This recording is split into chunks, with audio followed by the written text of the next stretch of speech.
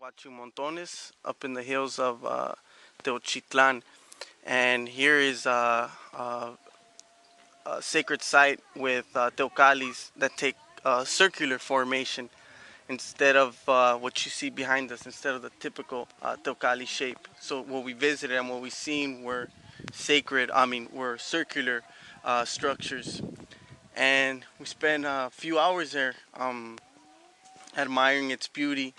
And what we do find out about this sacred site is that this is a site that is not in none of the history books.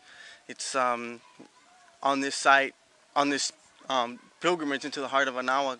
We run into people and we ask them, "Have you heard of Guachimontones?" And very few people have heard of this place. And so we plan to bring more exposure to beautiful cities like Guachimontones.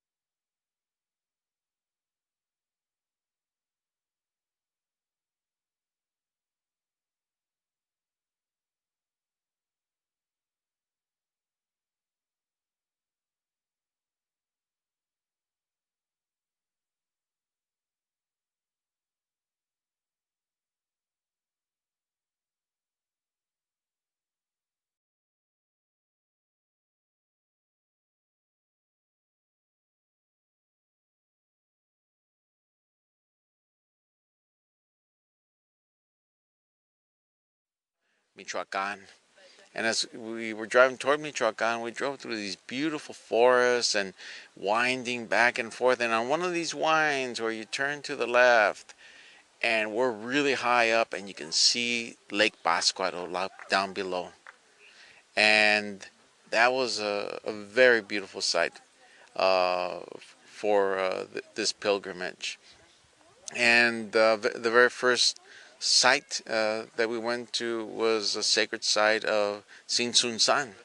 And there we had, again, some semicircular buildings. We had very unusual structures from what you normally think of as part of our culture. But that's what we're all learning on this, and hopefully you'll learn with us that there's a lot of variety in the beauty of the sacred sites that we have in its architecture and its art and its murals and the ideas that are there.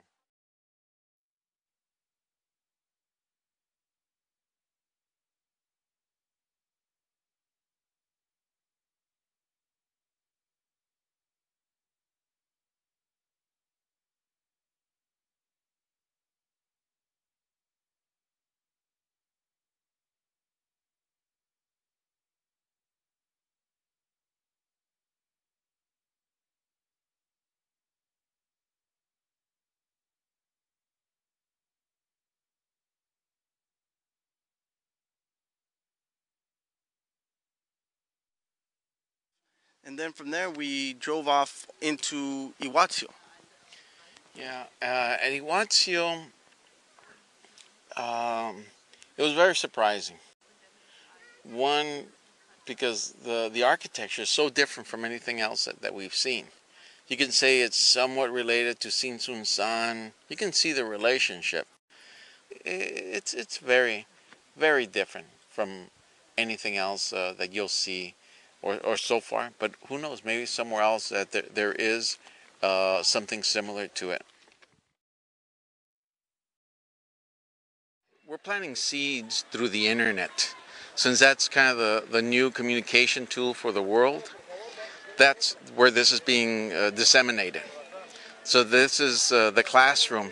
This is the inspiration for you. This is the guidance for you. This is something that we hope will get you to see things that you were not able to see before. If it means you just concentrate on your family, that's a good start. But from there, try to work on some people in the neighborhood. Share the materials with them. share the ideas, you know, that you've picked up. Maybe they don't want to read the website. Maybe they don't want to read the books. Show them some videos. Okay, invite them over to your house for a party. You know, a party of knowledge to discuss identity, why we're not Hispanic or Latino, to discuss the basic, you know, heritage of our people, going back to the Olmecs and talking about the Mayas and talking about the Mexica and talking about Teotihuacan, and then talking about the genocide that killed 95% of our people and how we're 5% that have survived. Take some actions, intelligent actions, like being part of the work that we're doing here with Mexica Movement. Meaning, okay, at least go to the website, read the material there. If you have a little bit more courage, come and join the work that we're doing. It's a lot of work. And if you're nowhere able to be able to do the work with us, pass out the information to your friends, your family. Share that knowledge. Tell them you're not Hispanic, you're not Latino. And knock off this raza mestizo nonsense also. And well, what do we call ourselves? We can say Nican Tlaca. I'm Nican Tlaca, meaning I'm indigenous to this land. We need more people to get involved in what we're doing, in what Mexica Movement is presenting, the vision that Mexica Movement is presenting. We need your help in helping us reclaim our indigenous identity.